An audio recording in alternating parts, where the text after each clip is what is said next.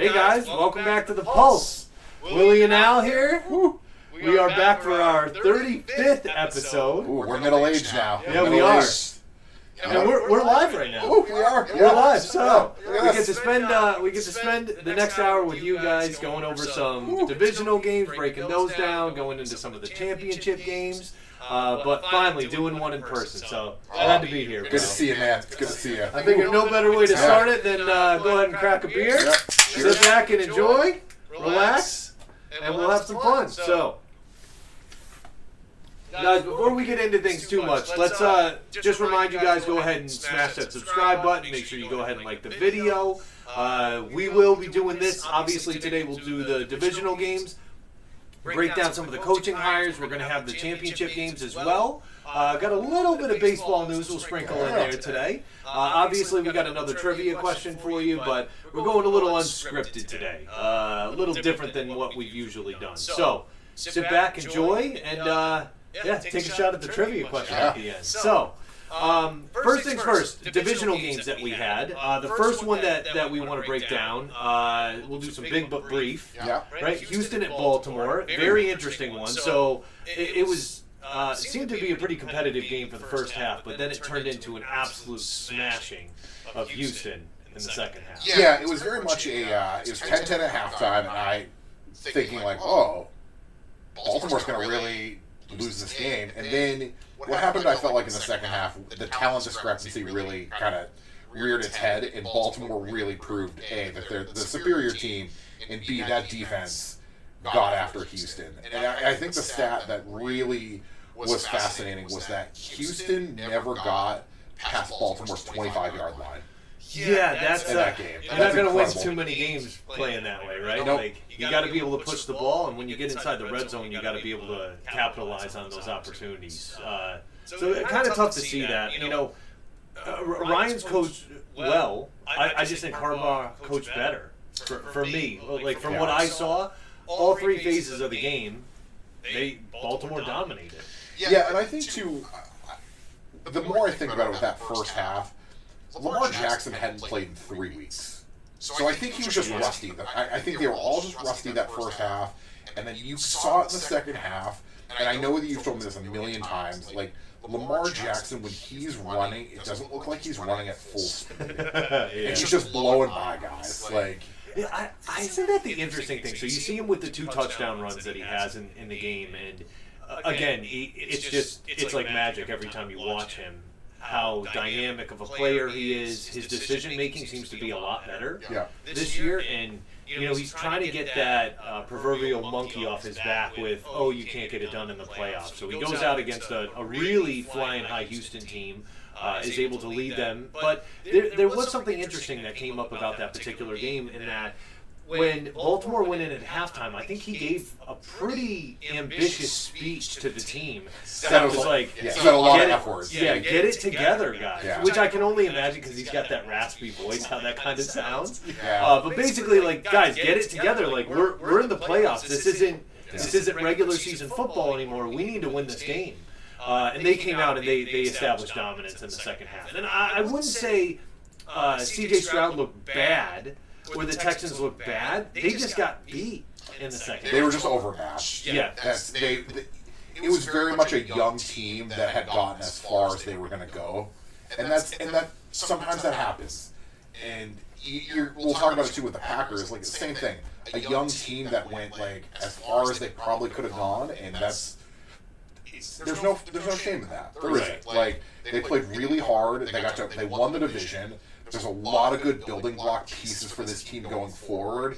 Good foundation in coaching. Like, they're looking up, and in a division that, like, there's not really a lot of consistency in. It's amazing over in 1 year, and I mean, we're going to talk about this in the offseason a little bit, but with Houston in particular, a lot of, I like what you said there, building blocks to build off of, because they make it an attractive place for free agents to go in, that they may want to play. And D'Amico Ryan's a great coach there, obviously. They've got a young, promising quarterback with C.J. Stroud. They're getting better on defense and had one of the better defenses in the league this year. But this is a division that a year ago we were saying, oh, this is Jacksonville's for the taking. You know, they bring in Calvin Ridley. Trevor Lawrence is looking like he's coming into his own. They have the big win over the Chargers in the postseason. It just, I don't know. And then they kind of fell apart down the stretch, which was just sad to see. But, you know, I definitely think things are looking up for Houston. Just wanted to mention, too, the Baltimore defense, which I know is quite possibly the biggest strength of that team outside of Lamar, right? Yeah. They played very well in this game. At one point in the middle of the fourth quarter, they showed a stat. Houston had 32 yards of offense. Yeah. And that's tough. Yeah. And what's wild is they're no 2000 Ravens defense. That defense is, but they're playing in such a way that you can actually compare the two, and they're doing it in a league where, like, it's hard to play defense, man. It's hard to play defense in the National Football League, and they are just shutting teams down. They really are. Yeah. And they have a lot of good players on that team, so going to be excited. But we'll jump into them a little more as we get into the AFC breakdowns. But Green Bay at San Francisco. Now, what we talked about the last few weeks about Green Bay was they may do to Dallas exactly what they had done to the Lions on Thanksgiving, and that they jump out to 3-score lead, and then all of a sudden, like, what are they going to do? Well, a lot of people didn't even pick them to hang in this game with San Francisco, but San Francisco had to come from behind to win this game. Green Bay ran out of gas at the end. Yeah. They played like a team that was supposed to be there until the fourth quarter, and then Jordan in the second half, then Jordan Love throws those 2 picks to Greenlaw. Yeah. Like the first one, not even his fault really. The receiver's going on a crossing route, and he like tries to catch it, and he tips it, and then it just falls right into Greenlaw's And anytime hands. there's tips like that, it's going to be dangerous. We saw that in the Detroit game where the ball gets tipped and batted up into the air. It's kind of easy for people. But, you know, my biggest takeaway from that game was San Francisco may have won the battle, but they lost the war. And the reason I feel that way is not only did teams get a blueprint on how to be able to hang with them and what to do, but they lost Deebo Samuel. And I know he's injured. There's a saying that he's going to play, you know, but I don't know, man. That shoulder injury, he didn't come back into the game after that, I don't believe. And that's a guy that it's proven statistics over the course of this year and into last year that when he plays, their offense is 25% better. And I think, too, what makes Deebo Samuel so good is the yards after the catch. Like, he'll catch it and then lower shoulder, knock somebody out, and keep running. You have to account for him, too. Yeah, and if he's got a bum shoulder, you can't do that. Yeah. I mean, I do think Christian McCaffrey can carry this team still. I definitely think that. I'm confident in Purdy, but I don't know. We'll dive into them a little bit more. Tampa Bay at Detroit. Now, this game was a lot of fun to watch. It was just weird. Yeah, it was weird, but for me, I loved it, man. So, like, Detroit, I think they played very well. Tampa Bay hung tough, but then they just weren't able to get it done at the end. And, you know, Baker throws that pick. It's kind of like, He threw a pick earlier talking about batted balls that got knocked up, and then C.J. Gardner-Johnson comes down with it. And I'm just, like, feeling good because I've been riding this guy's coattails all year saying, like, oh, he's coming back. He's going to be great when he comes back. And he shows it in this playoff game, how dynamic he is. And Brian Branch finally gets his partner back, right? Like a guy that he planned on having all season there. You've got a guy that you know was in the Super Bowl last year with Philly, comes over to Detroit, and Brian Branch gets drafted. But you look at Detroit's rookies that they brought in, that rookie class, 4 or 5 guys starting in this game? I remember when they drafted Laporta, I was like making fun of that pick because I was like, that's not a need. Like, get somebody on defense. And again, this is why I don't work in football, because I do not know things. Laporta was one of the best rookie tight ends this year. One of the best tight ends in general, And just one of the best rookies this year. Like, even it's interesting. So they critiqued a lot of their picks. Jahmyr Gibbs, why did they draft him so high? They had Montgomery. Yeah, it's like, why do you get that guy? Perfect compliment to Montgomery this year. Why did they draft Jack Campbell at 16 or 17 in the draft this past year? We don't need him. You know, all of this. Well, he's been great for them this year. Brian Branch in the third, Laporta, right? Like all these guys, and they've been playmakers, right? Yeah. It's really awesome to see. Aiden Hutchinson, very disappointed in you, man. You didn't get at least 2 sacks. You only got 1. So, but you could see him at the end of that game soaking in the happiness in that city. They know that they're not playing again another playoff game this year. They understood that. But he really vibed off of that the fans here, how appreciative they are, how much they love. They stuck around way past post game. Oh yeah. In the stands. It's just a wonderful feeling for Detroit and stuff. And I mean, Goff, he's the dude, man. I know a lot of people want to doubt him and stuff. And okay, is he Mahomes? No. Is he Jalen Hurts? No. I'm not sure I'm not sure where he is in between the two of them. But I will say that he's been able to get it done. Yeah. You know, this is now not just one, but 2 games that they've won at home in the playoffs. One against a very hot Rams team, and now against Tampa Bay, who most people didn't predict to be there. And if you had asked me at the beginning of the year, I never would have told you Tampa Bay would have been one of the last 4 teams from the NFC. Yeah. Well, I think what's wild, too, is that the Detroit Lions of old would have faltered in that game because, respectfully, they didn't have an answer to Mike Evans.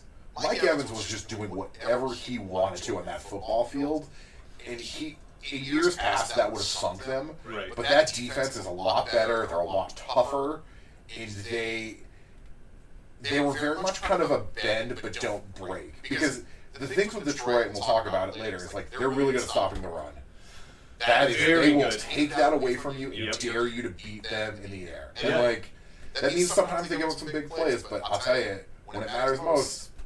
They were very on point. So, awesome game. And listen, I know the last one we have here, and this is just kind of sad, right? Like, Kansas City at Buffalo. Now, Buffalo's got a history of wide right. Yeah. We know that. It just, I don't know. For me, and we chatted a little bit before about the game and stuff, but for me, it shouldn't have even been that close because if McCole Hardman doesn't, fumble that ball at the goal line and goes out of the end zone, we're looking at, and I realize it's a game of inches. I understand that plays happen, things happen. So the story was the way it was. But we even talked about it before. The Make-A-Wish punt that they had.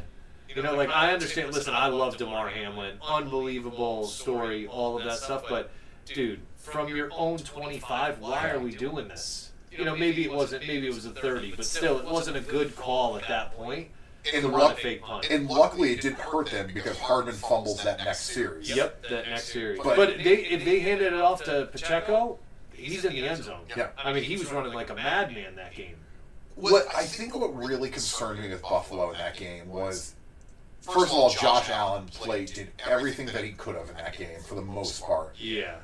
Where it got weird for me was when they're driving to go tie the game, it felt like to me that they were trying to burn clock, weirdly enough, and I think that affected their play calling because they were so afraid that if they gave Mahomes any time left on the clock that he was going to burn them.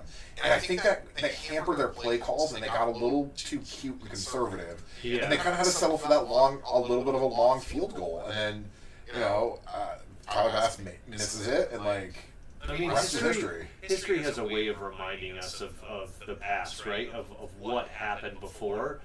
And regardless of what's going on in the moment, do I think Josh Allen can focus? Absolutely. But that's in the back of people's minds. Oh, remember Mahomes with the 15 seconds, what he did. And what we saw was miraculous, right? And I mean, you growing up a Brady fan, me growing up a Manning fan, we saw experts at that level. Yeah. The most cerebral guys that, I mean, you could make an argument ever in the game. So when you see someone do something spectacular, it's unbelievable. But I don't know. It's sad because, and again, Tyler Bass comes out, he apologizes on camera, all of that stuff. But, it shouldn't have even come down to that. Nope. It just shouldn't have. Buffalo just got cute in the second half, and Kansas City didn't have an answer to them running the ball. Right. That's the thing. Is they kind of went away from running the ball, and I don't understand why. Because Buffalo in the first half was just running it down their throats over and between Allen and Cook. They were just running the ball down their throats, and they just went away from that, and that's too bad because they were wearing that Kansas City defense down. If you looked at the time of possession, Kansas City had no business winning that game. They did. Yeah, it's interesting because the Chiefs, like you said, pull it out, and we'll get into it with the AFC Championship game, but they pull it out, but it looks like they're rounding into form at the right time. They're doing it again. Yeah, they are. They're like, and I'll tell you, this is how dynasties start. Yeah. It's they don't need people in that locker room that don't believe that they're going to get it done. Sometimes you just have to get lucky. Yeah. And that's with dynasties. Like there are so many Patriots games. Like, look, we just got lucky. Yeah. And you know what? At the end of the day, a win's a win. They're not going to tell you how. They're not going to put in the record book how you want it. It's just it's a win. But you could say the opposite of that too, right? Like the two games that come to mind for me, three actually. Brady's first win that he had over the Rams, like that, they had no business winning that game. But they did exactly what they needed to. They shut down that team that day, and that's what happens. But I also think about Seattle that and that could change the direction of the entire dynasty that way. Also Atlanta, like it just. It's weird the way things work, but you could go on the converse of that and say, okay, so the game against Philadelphia, maybe Philly doesn't win that game. Brady played for the most passing yards ever in a Super Bowl. 500 yards. Still didn't win the game. Yep. That first Giants game. Like, it's wild how that works. But yeah, Kansas City, and they're back again, and this might be the worst team they've ever had. And so worst team offensively. Offensively, yes. Defensively, best team defensively, yeah. And I don't think it's a question at that point. It's unbelievable, but hey, you can win in different ways, right? Like they lost Tyreek Hill, they won the Super Bowl. So there's so many different ways they can go about it. But all right, well let's hop into some of the coaching hires, because those are the ones I just reading on the TV this morning about Jim Harbaugh, saying like, okay, are the Chargers Super Bowl favorites? It's like, come on, relax, guys. Like we haven't even gotten to this Super Bowl champ yet. We're already talking about it makes him that. But one of the things you mentioned yesterday about Harbaugh, and before we dive into the potential with the Chargers, because I think there's some good stuff to talk about there. You had mentioned that he's going to end up leaving Michigan, and they are going to have sanctions up and down that he caused. Like, I don't know, it just leaves me feeling a bit uncomfortable about leaving a place in Wake. Like. Yeah, man. At the end of the day, it's money. It's all money driven, and Harbaugh, like.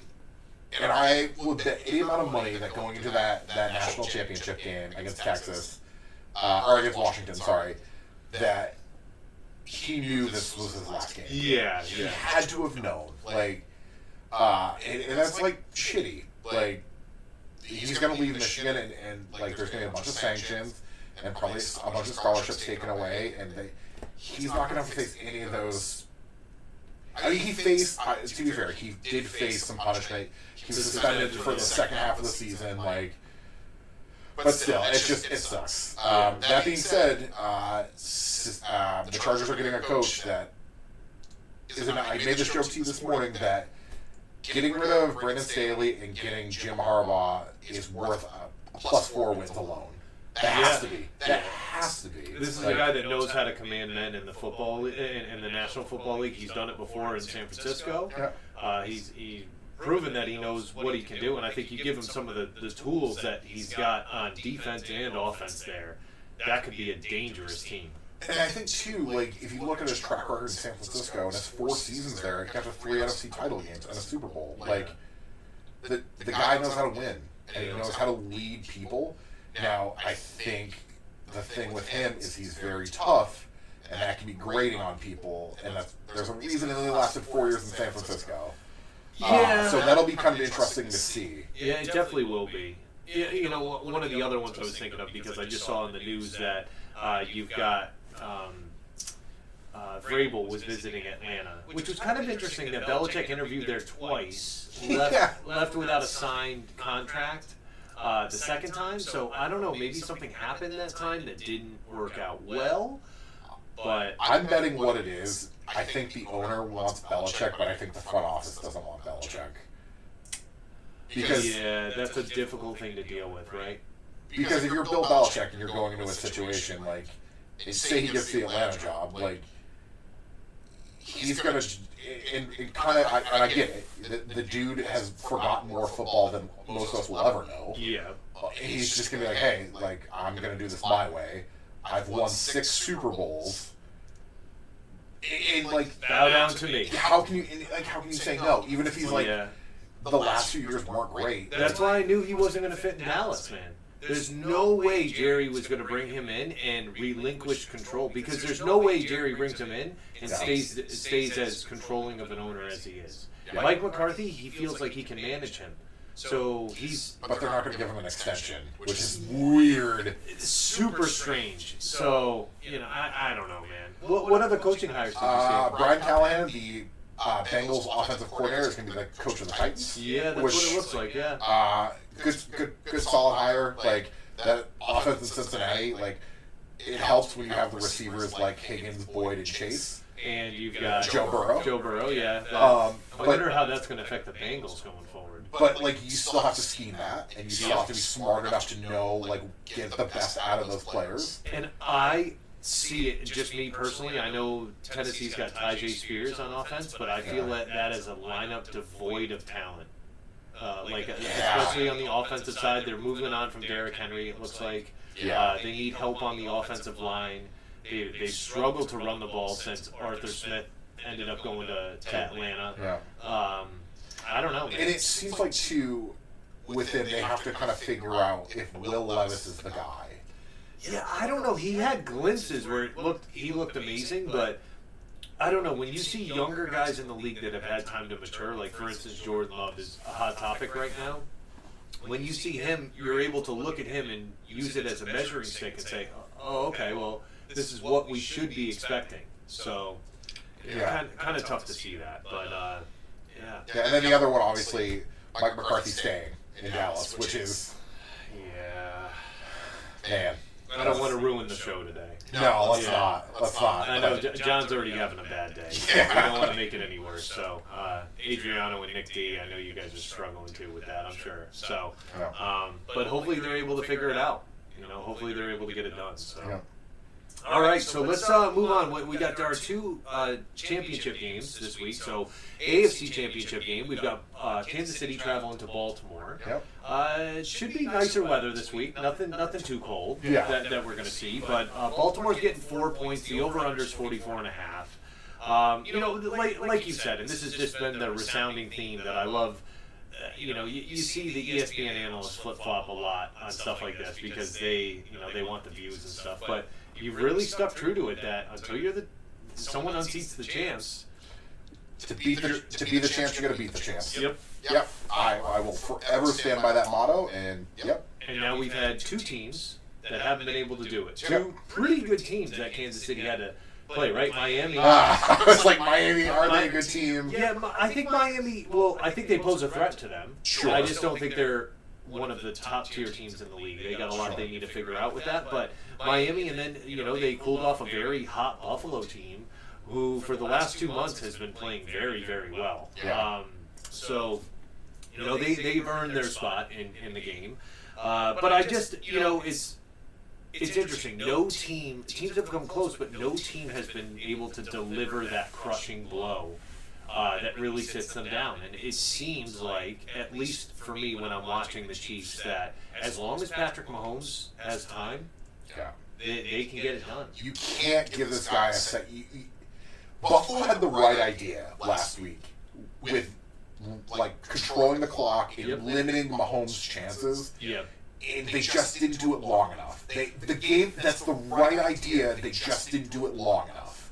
Right. I think Baltimore may have more ease with that because they run the ball a lot better. They sure do. Top rushing attack in the league with them, and Lamar seems to be making better decisions. They're playing at home, so that's a big thing. But you're right. I think every team's trying to figure out how to do it. This is the other piece too that I don't think gets said enough. Is Andy Reid is an excellent coach. Yeah. He's figuring out ways to get it done. Here it was, people talking about, Travis Kelce probably, which, by the way, it's Travis Kells.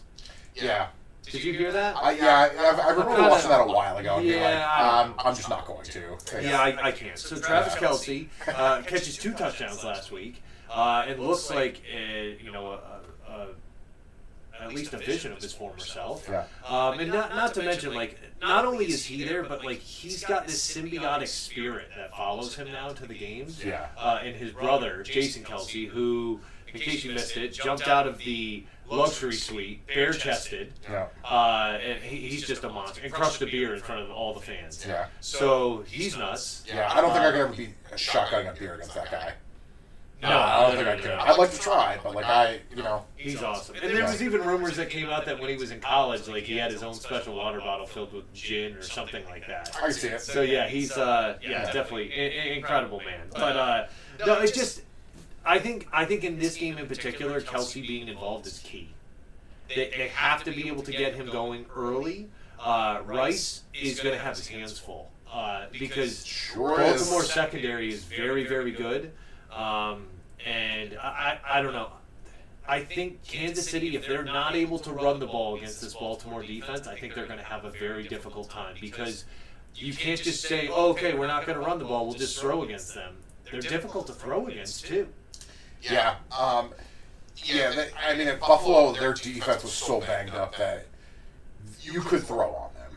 And that's the thing. And with Kelsey, too, Kelsey's at a point in his career where he can't dominate a whole game anymore, but he can pick. It's a lot like Gronk that last Super Bowl we won against the Rams. At that point in his career, he's still really good, but he can't dominate a full game like that anymore. But he's smart enough to know when to pick his spots. Yeah. And that's what Kelsey did against the Bills, and I think he's going to have to be really smart and pick his spots. Yeah. And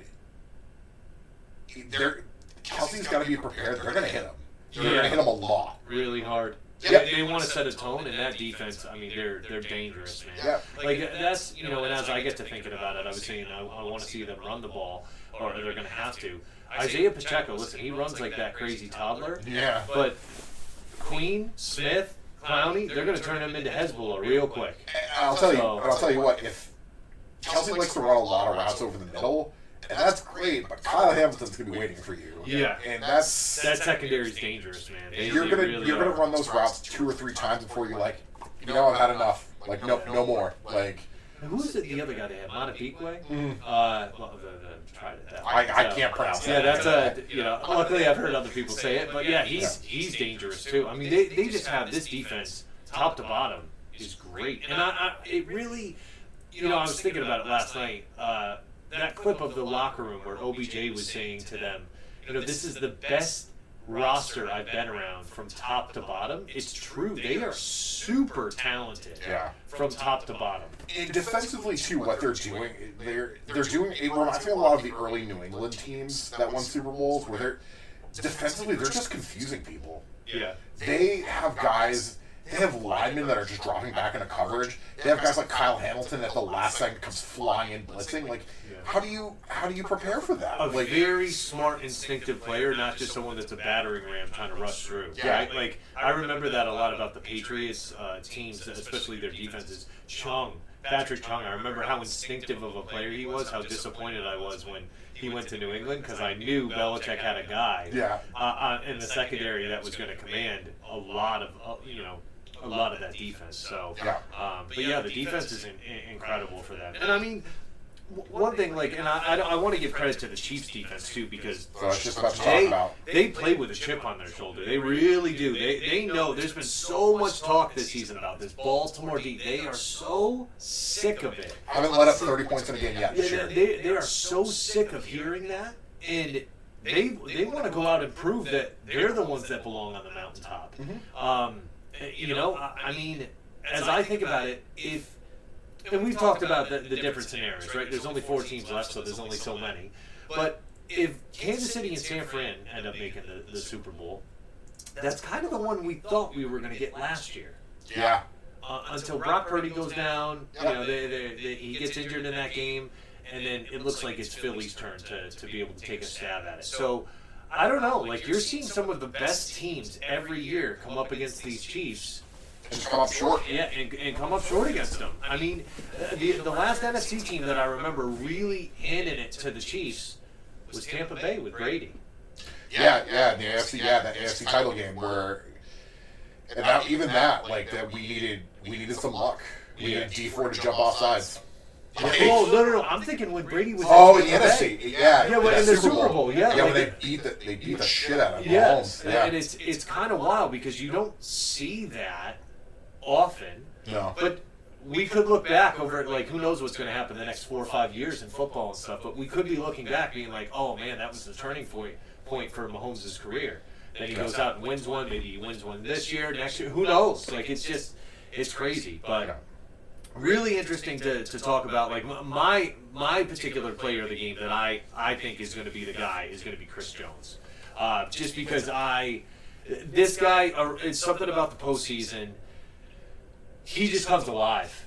If there's a play that needs to be made, he's going to figure it out, and he's going to get it done. And I think he is going to be a problem for that Baltimore line. Now, maybe I'm wrong. Maybe they schemed really well against him, and they shut him down. He was a problem against Buffalo in the second half. Yeah. He was the reason they finally got stops on Buffalo. Yeah, so I don't know. I really think Chris Jones is going to have make his mark on this game. I'm positive. Who do you think's winning this game? So, listen, I really like Baltimore. Mm-hmm. They're playing at home. Yep. Lamar's the MVP. Their defense is very good. They've got the best kicker in the league. I'm picking Kansas City. Yep. What are you picking score-wise? I'm curious. Ooh, I didn't think about that.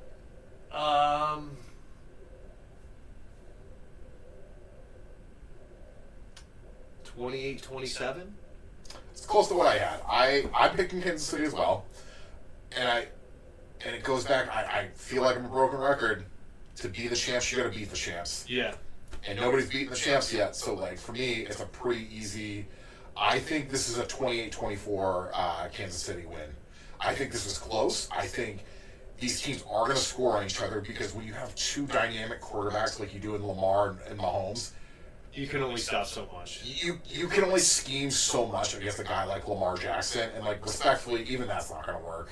Yeah. Because at the moment, like, coverage breaks down, like, he's just going to take off, and you're not catching him. No, definitely not. But I think it's going to be a really good game, and I'm going to say I think it's going to go to overtime. Wow. Yeah. Okay. I wouldn't be surprised that wouldn't miss the mark at all. And I really think it's going to be awesome. I can't wait to watch it with you too. Like, it's going to be great. It would be our first time watching games together this season, so it's going to be real fun. But all right, well let's talk about the NFC Championship game. So we got Detroit at San Francisco. San Francisco was getting 7 points. The over/under was 50.5. And again, that was yesterday, so the line could have changed slightly on it. But some of the things that I want to just jump into before, because both teams have great stories in terms of their trips there. But I think this game could be decided by injuries. And the reason I say that is Jonah Jackson, he went and had the surgery on his meniscus, the starting guard for Detroit. I think that's a big loss for them because he's a very, very good player. But also, as we mentioned before, about Debo with his shoulder. So we're going to dive into this, but I think those both could show glaring misses in terms of this game, what could happen for the potential outcome. Absolutely. Let's start with Detroit, right? Great story there. I mean, we've talked about it. Dan Campbell, like, I mean, I'm a big fan of him. He's a player's coach through and through. You can't help but see the passion on his face. Very happy to see him, Jared Goff, and this Detroit team be able to experience a second playoff win in Detroit. Yeah. I'm going to say a thing. They have a real shot at winning this game.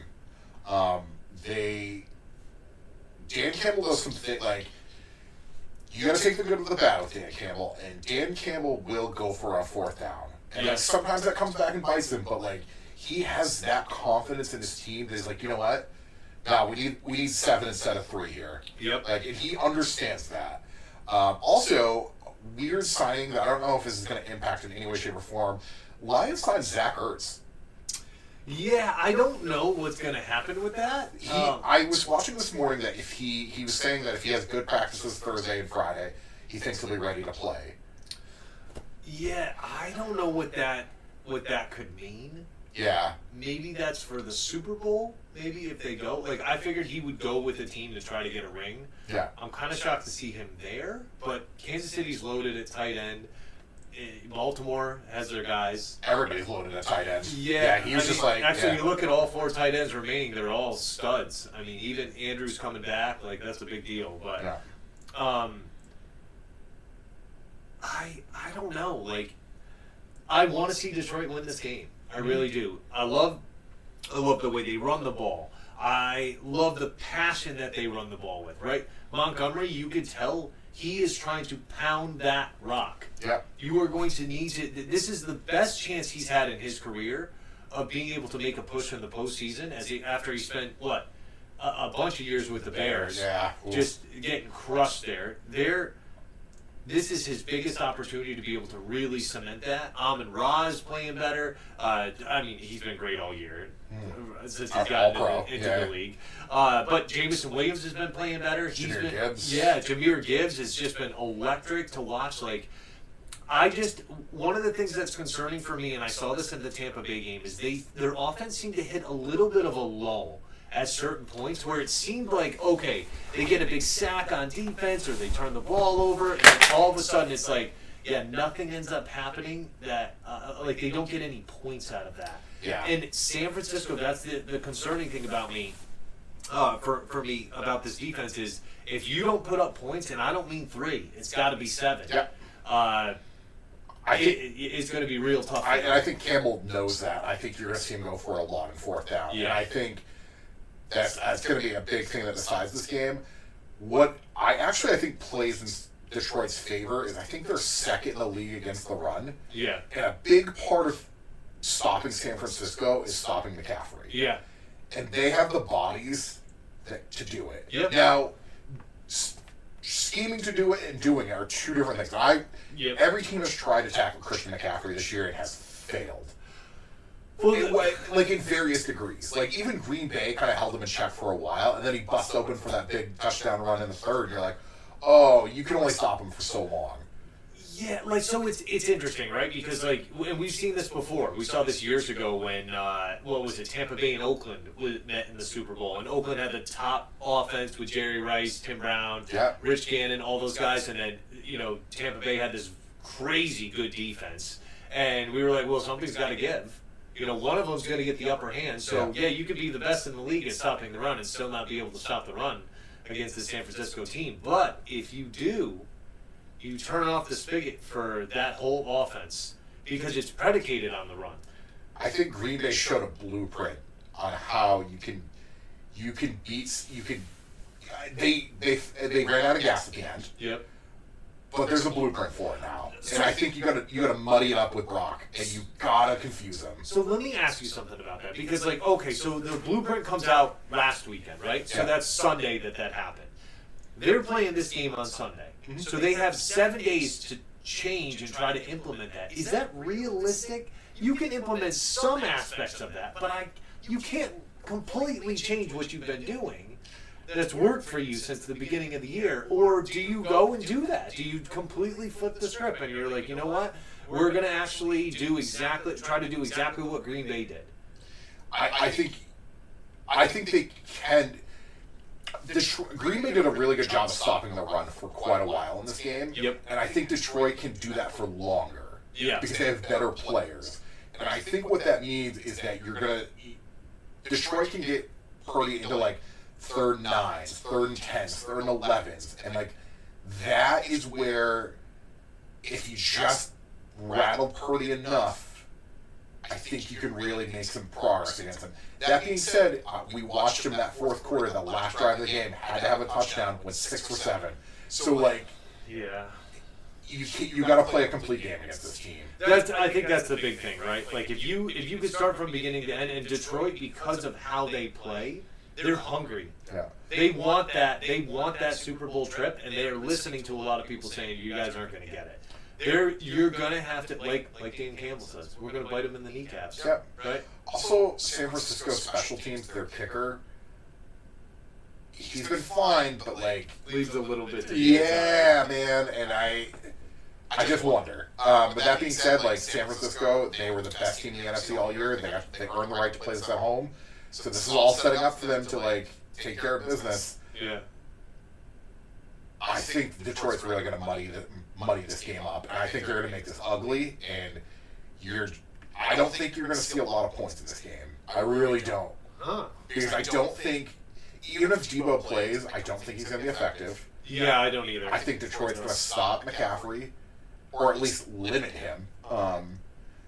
And I think there's a world where like Detroit can really get after these guys. Well, so one thing that I'm kind of interested about, because I'm trying to think of where Aiden Hutchinson lines up. I know he's a DN, but I don't know if he's on the left side or the right side, and I'm curious if we're going to see the matchup of him and Trent Williams. That is something that I just think, like, his old seasoned veteran, I say old, but like Trent Williams is still fairly young, but you know, against real youth. So I want to see how good that is, because that's going to be two titans going at it. It really is. And the opposite of that too is potentially Penei Sewell against Bosa. Yeah. Ooh, man, like that's also going to be a heavyweight matchup. That's going to have, you know, and that's one thing, you know, as we sit here and talk about this team, San Francisco defense needs to be talked about, because, and I mean, we spent a lot of time covering them this year with, you know, all the names on this team, adding Chase Young halfway through the season, Randy Gregory, adding him through the season and stuff too. Like, they just have monsters that they're rolling out there with depth. Fred Warner, he's just, that man scares me. Yeah. Greenlaw was the one, it was his chance this past weekend, right? Yeah. With the 2 picks, and you just look at that. Charvarius Ward, he's been excellent as a corner for them this year. Gets the Pro Bowl nod. Yeah, their secondary's gotten a lot better. Yeah, that was because I think last year that was kind of like the weak point of that team, and that's definitely with a new defensive coordinator after Ryan's left. They really made that a point of contention, and that's a much improved area for them this year. Yeah. One last thing I wanted to ask you before we get into who you think's going to win and stuff. What do you see as the matchup between Kyle Shanahan and Dan Campbell?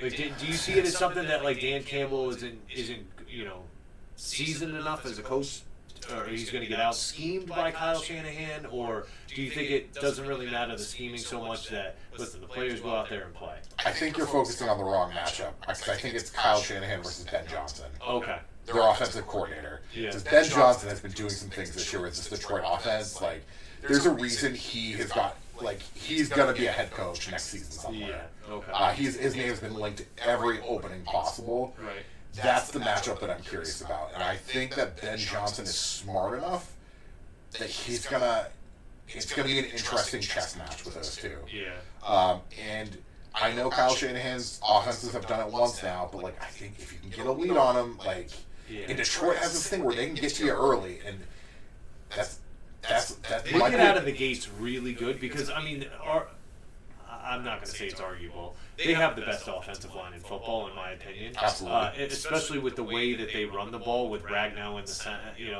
snapping the ball. He's just, I mean, they are vicious runners. That's what concerns me, though. With Jonah Jackson going down, that is not a good thing for them. I just don't know how they're going to be able to come back from that. So I want to see how well is your replacement going to be? Yeah. How's it going to be? Can you guys run the ball effectively, or do you decide to go off the opposite side because of that? So, but who do you got winning this game? I got Detroit. Dude, I can't believe I got it. I think it's going to be 23-20. I think it's going to be a bit of an ugly game. I think it's going to be close. I think Detroit's going to get a lead early on them, and I think it's just going to be like riding like a bull, like you're just holding on for dear life at the end. And I think they're going to have enough to do it. It's so funny you say that. So I also am going Detroit, but I picked 24-21.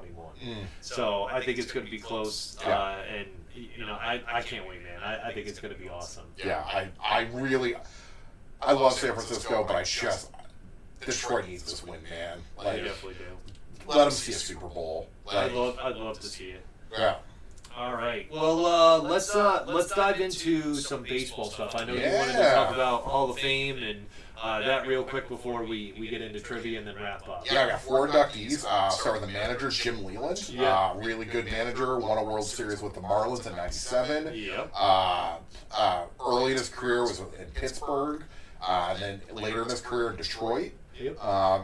I learned recently that I forgot about this, spent 1 year in Colorado that I just forgot about. Yep. And the last guy to probably be smoking cigarettes in the dugout. Yeah. What a G. What a G. My dad loved him, right? Yeah, oh yeah, your dad being a big Tigers fan? Yeah. Tim Leland was great. So Todd Helton with the Rockies. Which I know you were saying as we talked before, you're a little skeptical on that one. I get it, but to me, if you're going to be a Hall of Famer, and I know this feels like kind of like an old man get off my lawn kind of thing, but like Todd Helton was a very good player, but he didn't do anything that like revolutionized the game to me. Yeah.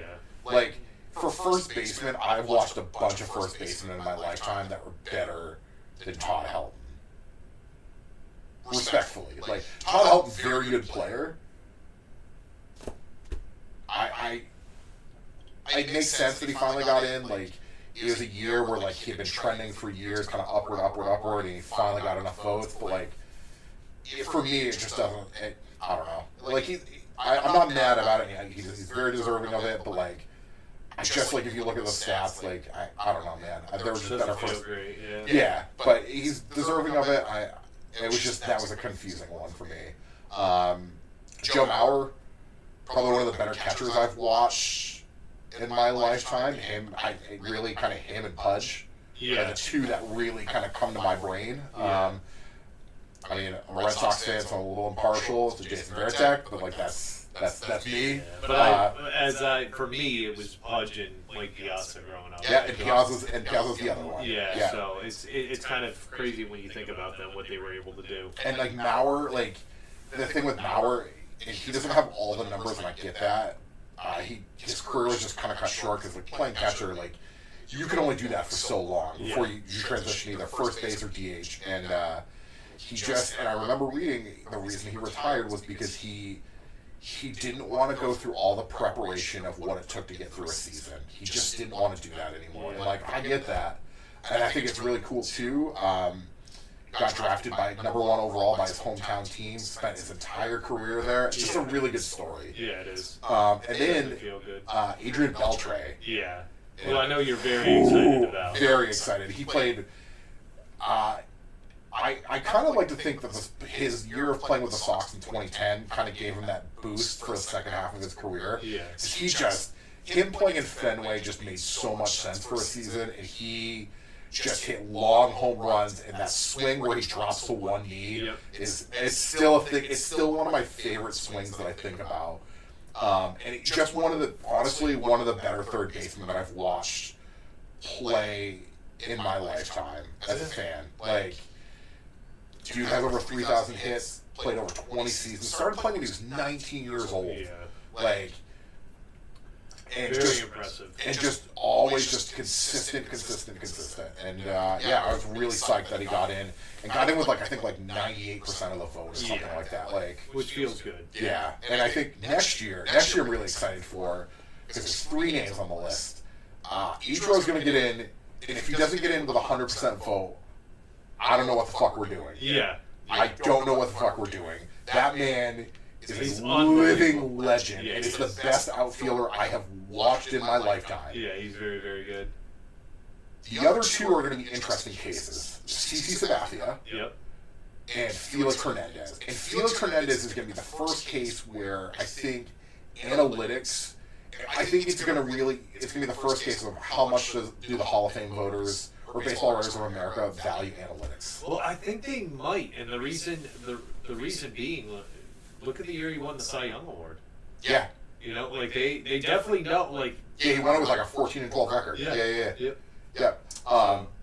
I think that's going to be a very interesting case. And I think with CC Sabathia too, he's a bit of an older case of he has really good numbers, but got a lot of wins. I think he's got 240 wins or something like that. And the thing is I think voters these days don't value wins as much as you used to. So so it'll be interesting to see next year.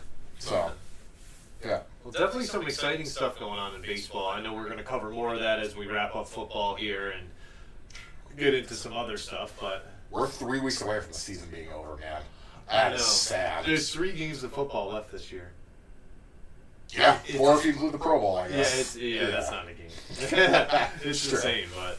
All right, let's dive into our trivia questions. So last week we had one that I said Christian McCaffrey scored 21 touchdowns this season. Who holds the record for the most touchdowns in a season? And again, we were saying that quarterbacks did not count. So like Manning, for instance, he threw 55 in 2013. That didn't count. So the answer for that, for just the rushing and receiving touchdowns, was LaDainian Tomlinson with 31 in 2006. And then there was a wild year. Yeah, it was a wild year. And then there was another one you had mentioned that we were doing, which is who owns the new longest playoff drought with, who was it, Houston? Or no, I'm sorry, Detroit making it. So the Miami Dolphins. They haven't won a game since, I believe, 2001 now. Yeah, sorry, Broder. Yeah. Pick a new team, bro. Yeah, for real. Yeah. It's Jova. Yeah, so. Oh, man, it's a little rough. But for the new trivia question that we have this coming week, go ahead. Let them hear it. It's gonna be a pretty easy one. It's Hall of Fame related. But name the team that has the most players enshrined in Major League Baseball. Yeah. And what I mean by that is this. So when you look at the plaques in the Hall of Fame, you used to be able to pick, but now they decide for you. Oh. Well, because Wade Boggs. That's a story for another day. Yeah. But you used to put like what team like most represented you like when you were playing. Right. So the answer. So the question is, what team has the most inductees in the Hall of Fame based on like the plaques in Cooperstown? And we will cover that next, not next week. 2 weeks. 2 weeks, we're going to have a new episode. So, right to get you ready for the Super Bowl and all of that stuff. But, just to wrap up, man, I just want to say, awesome that we were able to do it. I know it was hype for a while. And just real happy that we get to watch some football together this weekend. It's going to be great. Drink a lot of beers. Yeah, definitely. We'll be throwing back a few, having a good time. And eat some food.